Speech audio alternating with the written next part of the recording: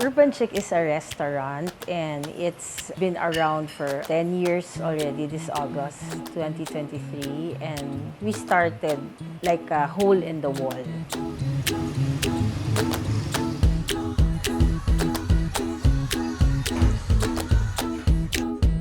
Actually, hindi siya nagsimulang Urban Chic. Mayroon kaming family business sa isang mall sa Davao kasi we lived for some time sa Davao. So meron kaming stall doon na pangalan Sos Mariosep. So yung chicken barbecue recipe, yun yung iconic na chicken barbecue and pork liempo recipe na meron ngayon sa Urban Chic.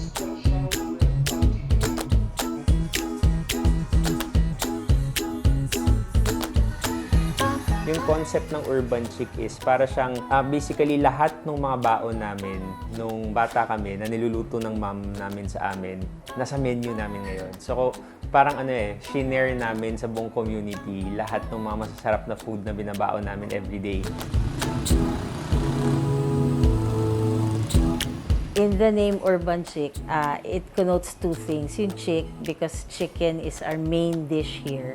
And chick, because I'm the chick, I'm the girl, I'm the one who started it. And I'm from the city, so it started here in the city. So, pwedeng city chic, but we opted for Urban Chic. My mother, she decided to give us this property. Along with the property came old stuff, yung mga antigo. I sold one antique furniture. It was our long Nara table, and that started Urban Chic. Yung mga luma naming mga tables and chairs, pina-repurpose namin siya, tapos ginawa namin siyang tables and chairs for the small restaurant. So it was really small.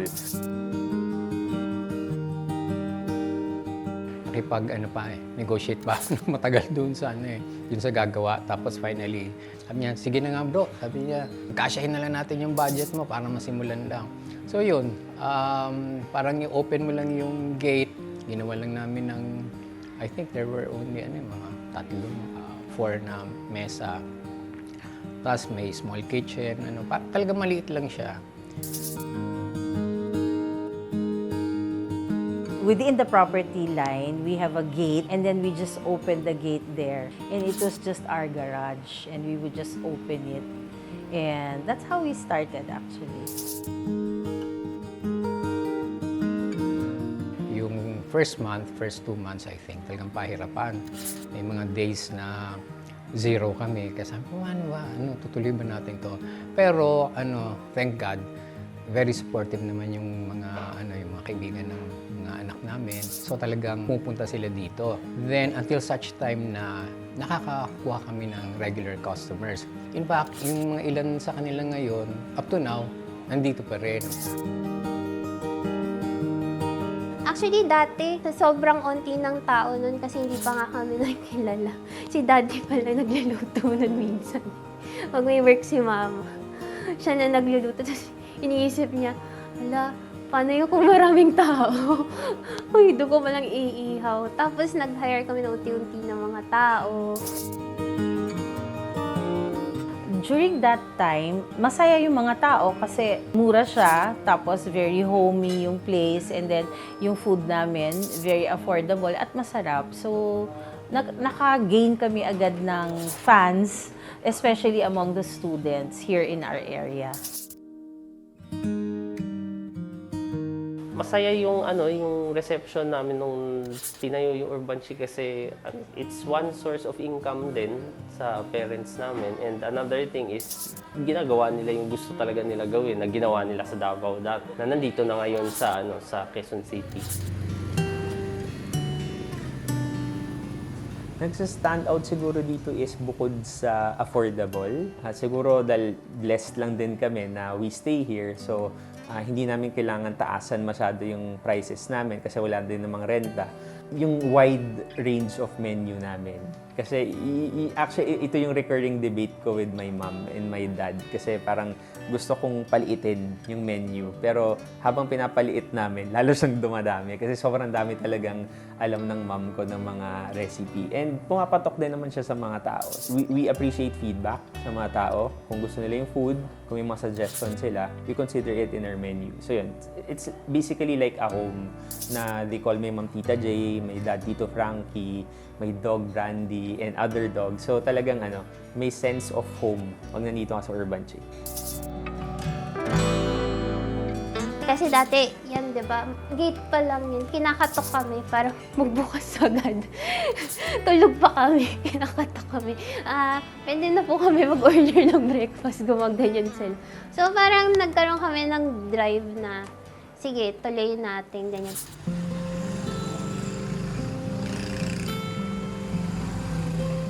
Sa tingin niyo, sir, nakaka-apekto po yung sarap ng pagkain sa good relationship niyo po sa mga staff, pati na rin sa customers?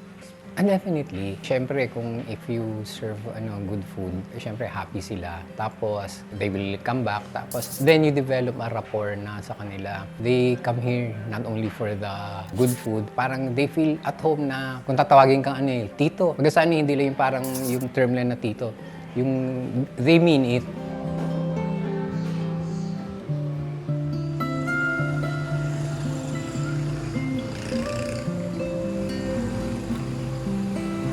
Basically, it feels like home. No? It's where you dine in with friends, with family, where you catch up. More than a restaurant, it feels like really the home of the Giyang family. No? So you feel welcome, you feel the warmth, the hospitality. Maganda siyang example for some restaurants or businesses because you really have to start somewhere, no? And for you to be able to build something, no? Or come from that and look at where we are right now, no? Laki na Urban Chick. Parang totoo talaga yung dreams do really come true and kung passion mo, di ba? Passion yung cooking, yung service. Actually more than the food, the service Service talaga and the opportunities they give to people. So yun for me yung pinaka tumatak as a regular customer of Urban Chick and as a friend of Jules and the family.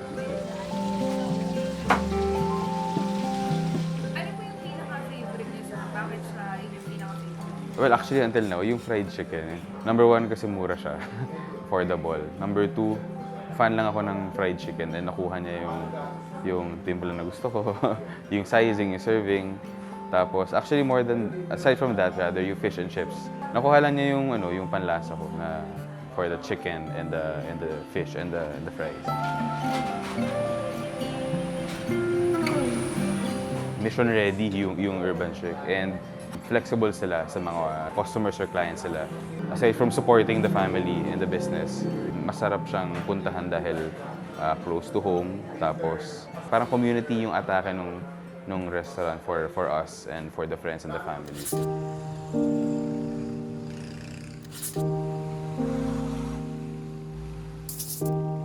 Siguro yung biggest challenge for any business, lalo na for Urban Chick, was the pandemic. Kasi before the pandemic, wala kaming Grab, wala kaming Foodpanda. Talagang umaasa lang kami sa dine-ins.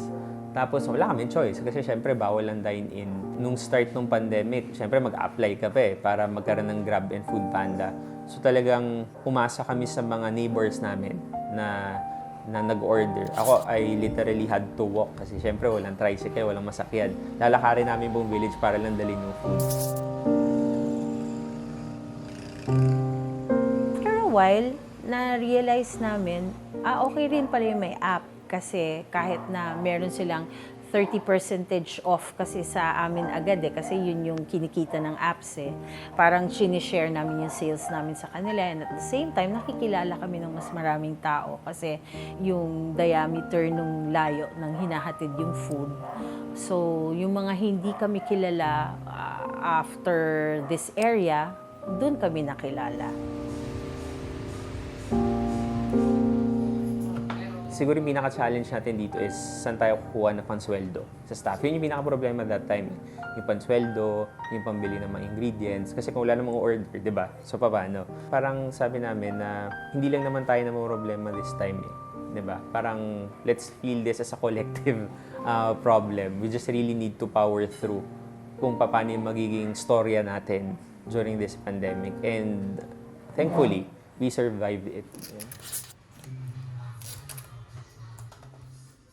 So, little by little, itong medyo yung relax na yung situation sa regarding the pandemic, dahan-dahan, umaano siya. Pero it's not may mga days na, palagi na namin, almost pre-pandemic level. Pero hindi tulad dati na yung before nun, masaset mo, bawat araw alam mo, puno tayo, gano'n. Sabi nga natin, pasalamat na lang tayo, nandito pa tayo. Dahil itong block lang namin, alone, from the time na nag-pandemic, 22 na establishments ang nag-close na walang pumalit sa kanila. So sabi ko, buti tayo nandito pa rin.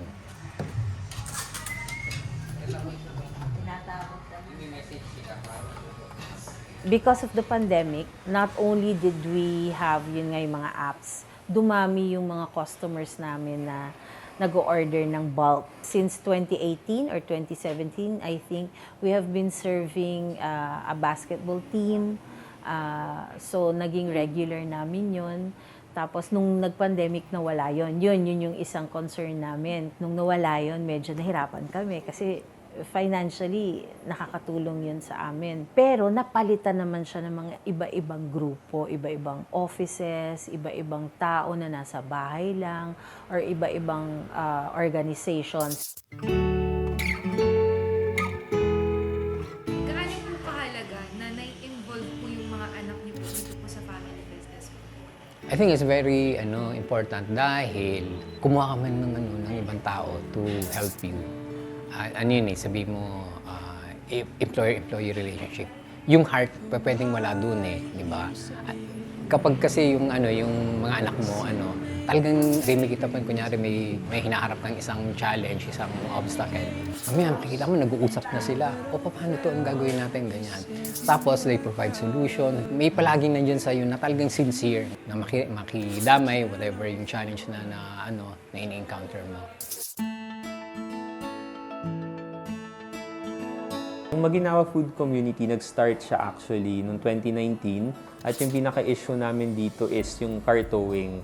Kasi medyo unique si Maguinhawa Nasa residential area siya, pero at the same time, mabuhay lane siya. So, ibig sabihin, pag mabuhay lane siya, hawak siya ng MMDA, hindi lang siya ng city. So, isipin mo na may dalawang entity na nagbabanggaan kung anong rules yung masusunod. Si LGU, nasa side namin sila na as much as possible, dapat walang towing. Kasi binigyan kami ng business licenses 'di ba? So paano yung customers namin, yung may mga kotse, kakain sila dito tapos matuto. So yun yung maganda dito, kakampi namin yung LGU. Si MMDA naman, at the same time, naintindihan ko rin kasi trabaho nila yon, mandato nila yon. So kapag may nag-request ng towing, totoo talaga nila. But eventually, lalo na ng pandemic, namatay yung vibe ng Maguinhawa everywhere naman. So we wanted to bring that vibe na mabuhay uli yung Maguinhawa, pati yung Malingap din. So, it's now a collective of more than 50 restaurants across Maguinhawa and Malingap. And ang pinaka-goal namin dito is once again to promote the vibrancy of Maguinhawa and Malingap, help promote the restaurant. We do that through different events, capacity building, etc. And we also want to bring back the Maguinhawa Food Festival. It was a yearly thing before. Not just from our end nakikita ko rin siya how each restaurant appreciates their membership. Kapag pinromote mo yung buong area, yung buong Maguinhawa, nakakatulong siya sa mga restaurants. Pag pinromote naman namin yung restaurant namin, sabihin mo part ng Maguinhawa Food Community, vice versa yung na beneficial siya for both parties. So, we're also using this opportunity to encourage other restaurants then to do the same. And we're very happy na kahit we're just starting, the LGU, sila Mayor Joy, sabi nila na we'll also help out sa iba't ibang mga area sa Quezon City to create the same community. Kasi apparently sa Quezon City, kami lang daw yung formalized na organized group ng food businesses. So we wanted to replicate that in other parts of the city.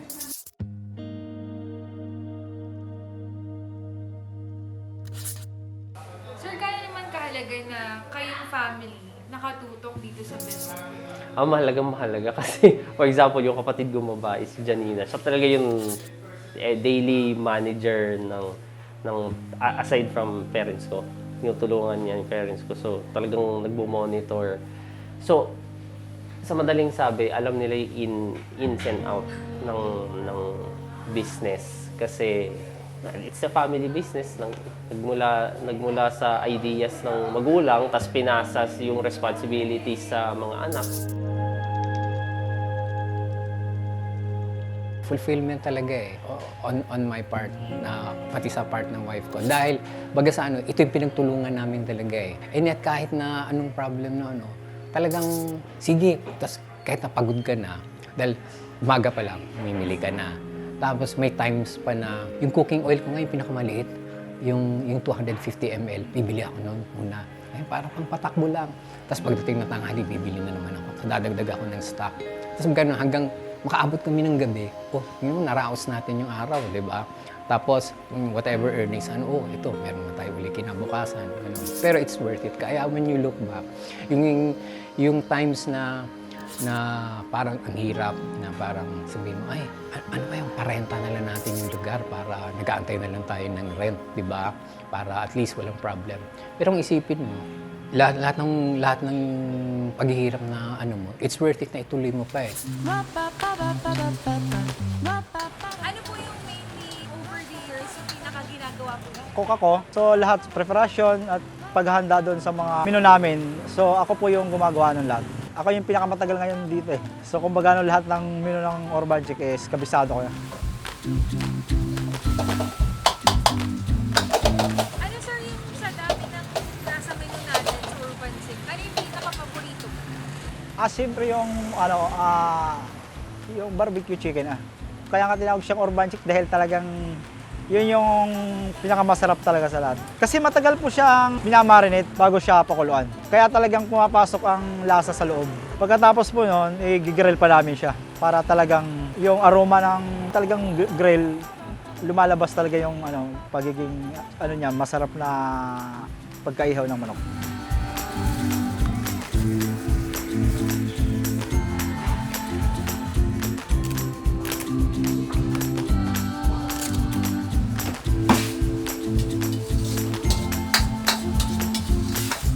Mas limitado kasi ilan-ilan lang kami mapasok Kung dati gano'n, mga 6 kami, 7, pero nung pandemya, 2, 3 na lang.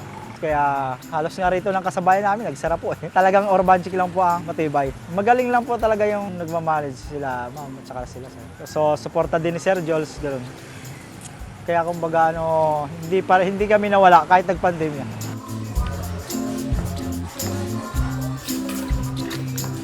Apekto po ba na meron po kayong good relationship sa owners po ng Urban Chick para mas masarap po yung pagkain na magawa po? Oo po, yun ang pinaka-importante sa lahat po, yung meron kayong tinatawag na good vibes ba sa mayari. Parang kumbaga parang magulang lang o kapamilya lang ang touring sa amin. So, masarap po magtrabaho ng ganun.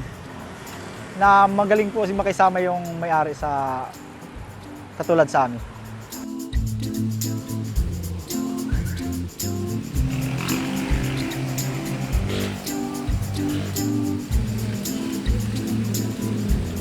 Sa mga susunod na taon, sir, nakikita niyo po yung sarili niyo na nandito pa rin sa Urban Chick na nagtatrabaho? Ako siguro, nandito pa ako dahil marami na akong pinagdaanan sa Urban Chick siguro kaya tumagal din ako ng ganong katagal dahil unawaan lang naman po sa give and take lang naman po, ganun lang naman. Gaano naman po kayo ka-thankful, lalo na po sa Giyang family, sa pag-trabaho niyo po dito? Ako po, parang magulang na lang touring ko kay Sir Frank o kay Ma'am. Parang pamilya na lang po ang touring ko sa kanila dahil kumbaga matagal na po talaga ako rito, 7 years o para sa akin masaya pa rin ako nandito ako kasi tinatanggap pa rin nila ako na magtrabaho sa kanila.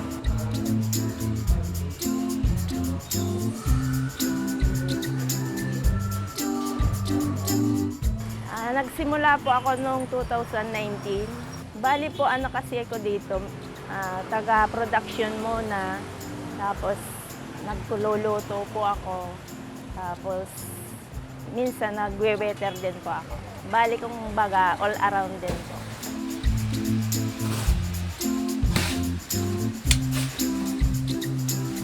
Yun nga po, nung pandemic, kahit mahina po yung nila ma'am, di kami binitawan nila.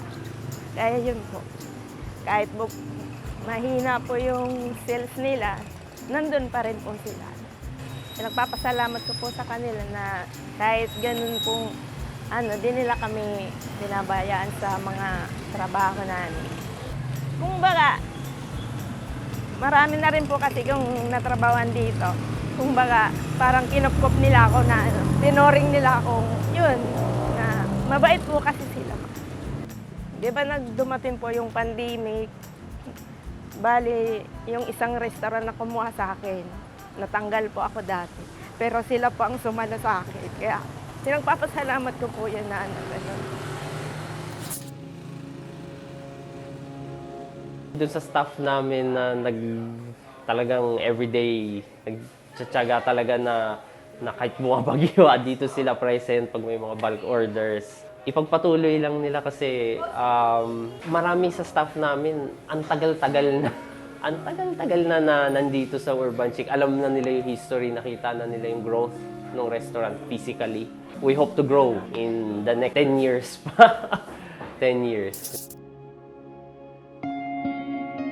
So yung relationship building, we really take care of that kasi it's a small community, di ba? Small businesses lahat yun nandito. So talagang kailangan magsuportahan. Maganda yung makikitungo sa mga staff kasi at the end of the day, silang gumagawa ng food eh. Dapat maayos yung training sa kanila, maayos yung pag-treat sa kanila as employees, and kami, as a family. Of course, hindi naman nawawala yung mga family problems, but we always strive na hindi mag-overflow kung ano man yung family problems na yun sa restaurant. May mga times na sabihin, magsasara ba tayo ng ganito? Especially, may time before na 5 events namin in one day. So kinabukasan parang pagod na yung mga Siguro you have to make an adjustment. Sige, hapon na tayo mag-open. Dahil kasi it's very important na, baga saan may commitment ka eh. Na ito yung commitment ko sa inyo. Palagi kami nandyan. Ganon. Ito ang commitment ko sa family ko. Ganon. Especially in my age, I still have to be useful, di ba? Ganon. Tapos what better way to do it is yung baga something na mahirap nga, pero na-enjoy ko talaga siya. Yung feeling mo yung parang nanglalata ka na, tapos magre-relax ka lang doon. Tapos, okay nagawa lahat yun. Ayun. In one day, meron kaming catering, tapos meron kaming bulk order, tapos nagkasabay-sabay. Tapos sobrang taranta ko, ang bilis-bilis ko tumawid. Nasagasaan tuloy ako. Nasagasaan ako ng motorsiklo, so pareho kami tumalsik. So dinala ako ng hospital. Paano may catering kami? Tuloy pa rin. Tuloy pa rin yung catering. Ano yun? Lunch pa. Sabi ko, tapos dinala na ako sa hospital. Sabi, hindi, tuloy.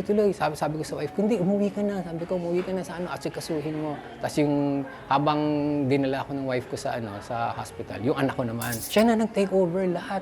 So everything, yung catering, it went smoothly. Lahat ng ganun. Natandaan ako, wedding yun.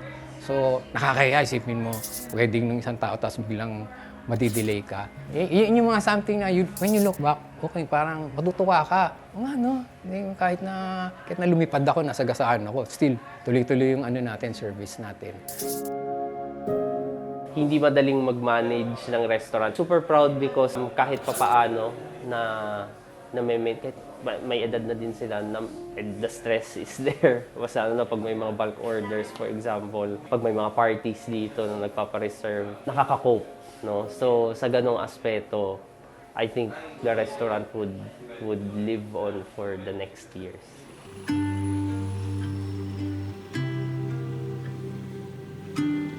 Yung isa nga sa mga tagline namin before, where friends and foes eat together, something like that. Kapag may SONA, kumakain magkasama dito yung mga rallyista, may mga pulis, pero parang ceasefire sila dito, kumakain lang sila dito. Pero the recent election was a very unique one kasi kami, as a family, mga aktivista kami. So very vocal kami. And we were thinking if we had to be vocal, syempre kung business-wise ang pag-uusapan, it's not wise to do that. It was a very important time in history. And we had the platform, which is the restaurant. So, ever since 2016 pa lang na very vocal kami sa mga political stands namin. So, yun, naging challenge din siya sa amin kasi syempre, naapektuhan yung image ng restaurant. Nagsisisi ba kami? Or ako personally, merong learnings. May learnings. Pero sa pagtindig para doon sa kung ano yung tama, proud kami doon.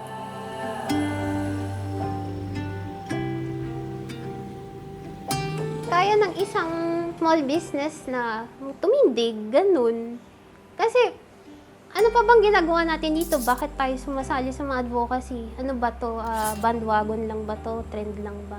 E di, gawin mo yung dapat na purpose mo, di ba? So, hindi ko halain na hanggang ngayon nandito pa rin kami. Kasi after that, syempre mayroon kang doubts. Pero ang learning lesson lang naman doon, asa na ba tayo? Di ba tayo lang naman nagdamayan, di ba? So, kailangan mo lang talagang pagpatuloy lahat, di ba? So, yun lang talagang key doon as a small business. Kailangan tuloy ka lang, tapos panindigan mo. Morning! Nakita niyo po ba yung na nag-start pa lang po kayo na-out po kayo sa No. Akala kasi namin parang ano lang siya, parang sideline lang siya or parang nakahiligan ko lang magluto. Sige, tignan natin kung may kakain. Ang idea nga nun kung may kakain, okay. Kung wala, di wala. Kasi hindi naman tayo heavily invested Kasi nga, ito siya sa hole in the wall. Tapos, nung nakita na namin na hindi na nagkakasya yung tao sa lugar, that's when we slowly had to open up the place na talaga. Like, this was already our sala. Tapos, binubuksan na namin siya. Tapos, unti-unti na nire-renovate. Ganun. Pero mukha pa rin siyang bahay at that time. So, yun, makikita mo slowly over the years, nag-iiba-iba yung itsura ng urban chic. Hindi kami dumadami outside kasi wala sa idea namin na parang hanggang dito lang palang talaga kami. Yun lang ang idea namin. Although there are future maraming offers na gustong mag-expand. Sobrang proud kasi di ko akalain na isang dekada na. Tapos tumanda na kaming lahat. So nandito pa rin ang urban chic. Parang sasabihin ko sa younger self ko na di totoo yan na inisip mo na baka maikli lang yung years. Hindi. Parang feeling ko we're in it in a long haul talaga kasi may nabuo ng community. So, anything talaga is possible pag tuloy-tuloy ka lang.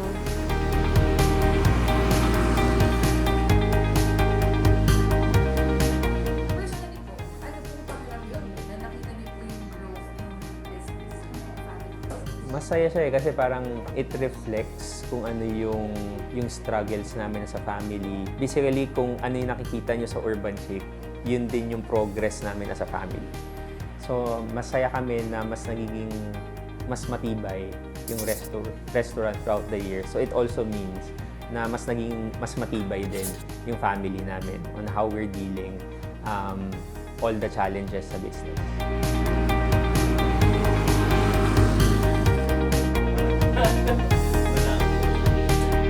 We're unique in a sense na the relationships that we have developed over the years. And nagkaroon na kami ng inaanak dito sa kasal. Nagkaroon na kami ng mga kabarkada, kaibigan. Tapos yung halos lahat ng makakakita sa aming mag-asawa sa labas, ang tawag sa amin, tita, tito. Yung parang ini-endear namin yun. Iyak ko. Ganun. Heartwarming. Kasi, hindi kasi madali yung pinagdaanan ng Urban Chic. So, marami siyang trials. Pero nakatayo pa rin kami, nakatindig, lumalaban. Yun. Tumindig kami. Yun. Sa katotohanan. At saka, hindi kami natakot, lumaban kami. And kahit ang daming challenges, may mga nawala sa amin. As in, talagang ang sakit sa dibdib kasi natamaan ng pandemya. Ganun. Pero nandito pa rin kami.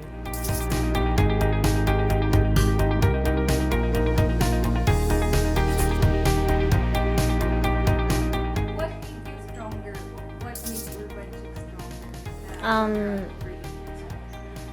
My family, my kids, my husband, and our relatives kasi they believed in us. We started out such a small garage resto, and I think we're doing okay because kahit na nahihirapan, sige lang, fight lang. Kumbaga sa Korean, fighting, gano'n.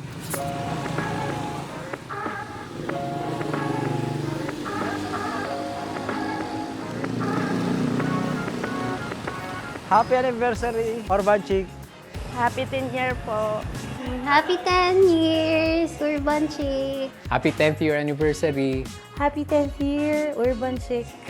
Happy 10th year anniversary, Urban Chick! Hello po sa mga suki po ng Urban Chick. Sana wag po kayong magsawang pumunta dito sa amin at sinisigurado namin pagsisilbihan namin kayo ng maganda at mas masasarapan pa namin ang pagluluto. Kay Damamat Sir, salamat po at hanggang ngayon nagtitiis pa rin kayo para sa akin. Sorry po kung minsan nagkakamali ako. Salamat po. Nagpapasalamat po ako sa inyo, ma'am. Sana po tumagal po pa rin ang business nyo. Hindi nyo po kami iniiwan. Kaya maraming salamat po. Mga loyal customers, thank you very much dahil if it weren't for you, well, I guess siguro nung pa kami nag-fold.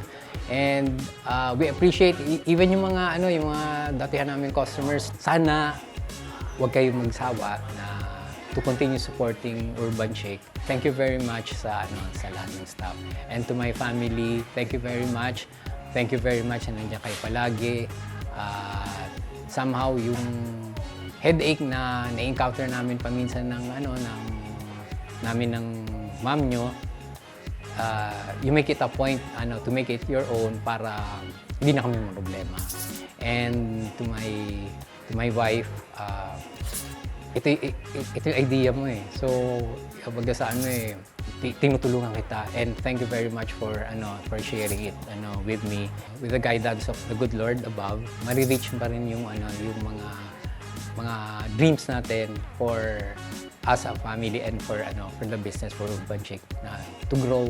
Hello, happy 10 years Urban Chick. Salamat of course sa hardworking staff ng Urban Chick na talagang everyday pumapasok, umaraw, umulan.